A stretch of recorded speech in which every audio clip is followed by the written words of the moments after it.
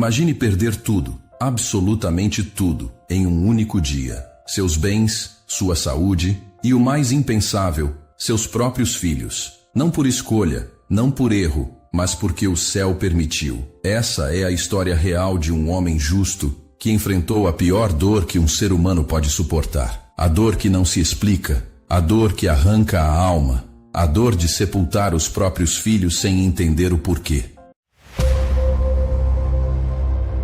Imagine perder tudo, absolutamente tudo, em um único dia. Seus bens, sua saúde e o mais impensável, seus próprios filhos. Não por escolha, não por erro, mas porque o céu permitiu. Essa é a história real de um homem justo que enfrentou a pior dor que um ser humano pode suportar. A dor que não se explica, a dor que arranca a alma, a dor de sepultar os próprios filhos sem entender o porquê. Hoje você vai conhecer, como nunca antes, a tragédia por trás da vida de Jó.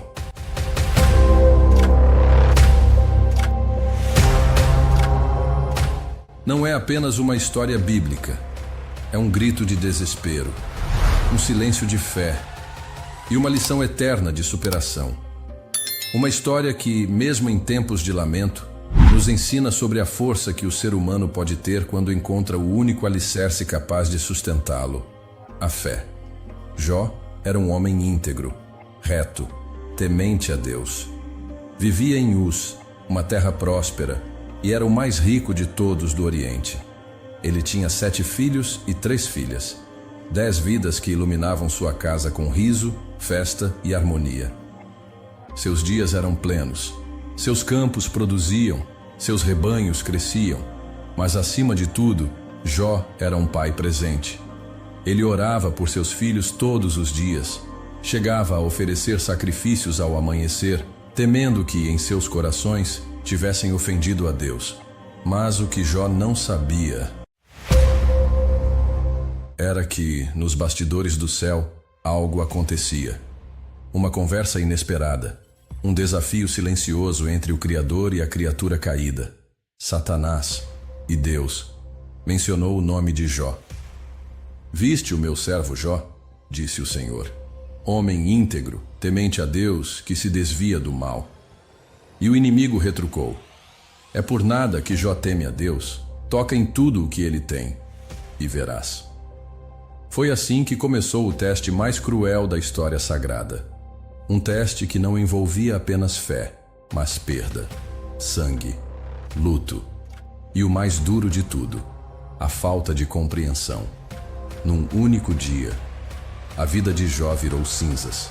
Um mensageiro chegou correndo, ofegante, com os olhos arregalados.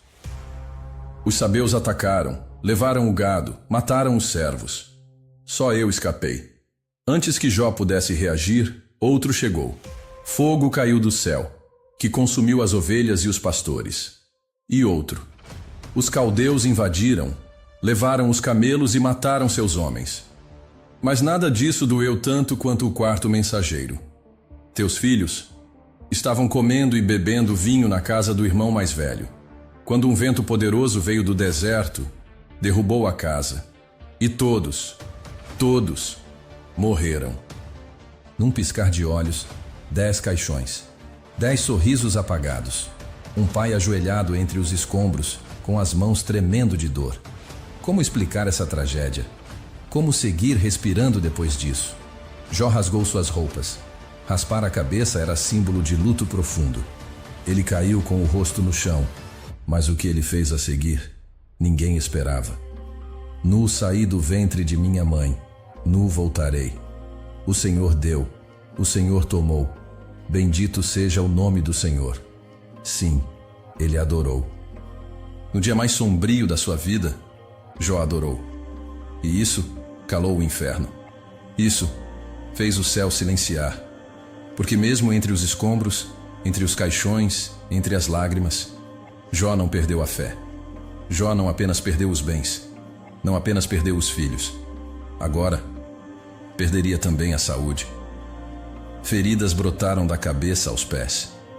Feridas abertas, purulentas, insuportáveis. Jó o homem mais respeitado do Oriente, agora estava sentado em um monte de cinzas, sem honra, sem conforto, sem forças. Era o retrato da miséria, da humilhação total. Mas pior que a dor física, foi a dor das palavras. A mulher que caminhara com ele por toda a vida, desabafou. Ainda retens a tua integridade? Amaldiçoa a Deus e morre. Imagine ouvir isso da única pessoa que sobrou. Alguém que deveria estender a mão, mas entrega a sentença. Jó, com a voz fraca, respondeu: Falaste como uma tola. Receberemos o bem de Deus, e não o mal. Era como se ele dissesse: mesmo quebrado, ainda confio. Era fé sem resposta, esperança sem explicação. Jó não amaldiçoou a Deus. Ele apenas chorou, em silêncio. 3 amigos ouviram falar do que havia acontecido com Jó: Elifaz, Bildade e Zofar. Eles vieram com boas intenções, mas às vezes, boas intenções machucam. Quando o viram de longe, mal o reconheceram. Rasgaram suas vestes, choraram e se sentaram com ele. 7 dias, em silêncio. O luto era tão profundo que ninguém ousava falar.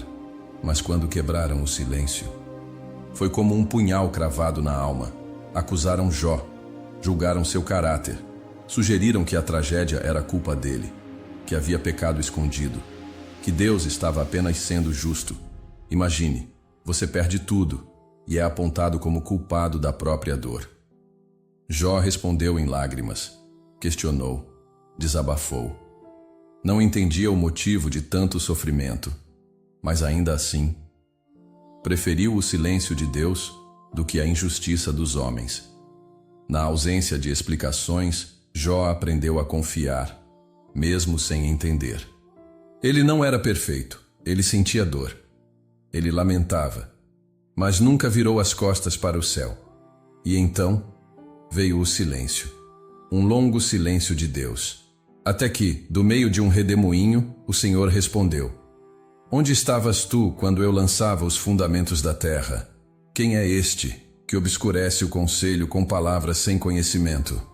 Deus não explicou a dor. Deus não justificou os acontecimentos. Ele apenas lembrou quem ele era. A resposta de Deus não foi um consolo, foi uma revelação. E Jó entendeu. Havia algo maior que sua dor. Jó caiu em si e disse: Antes eu te conhecia só de ouvir falar, mas agora os meus olhos te veem. Foi nesse momento que tudo começou a mudar. Deus não apenas ouviu Jó, Deus o restaurou. E não foi uma restauração qualquer. A Bíblia diz que o Senhor deu a Jó o dobro de tudo o que ele havia perdido. Se antes ele tinha 7.000 ovelhas, agora tinha 14.000. Se tinha 3.000 camelos, passou a ter 6.000. 1.000 bois viraram 2.000. 500 jumentas tornaram-se 1.000. Mas não foi só riqueza. Deus devolveu a Jó aquilo que parecia impossível de restaurar: a alegria de ser pai novamente. Jó teve outros 7 filhos e 3 filhas. E o mais surpreendente, a Bíblia destaca suas filhas, dizendo que não havia mulheres tão belas em toda a terra. E Deus permitiu que Jó vivesse mais 140 anos.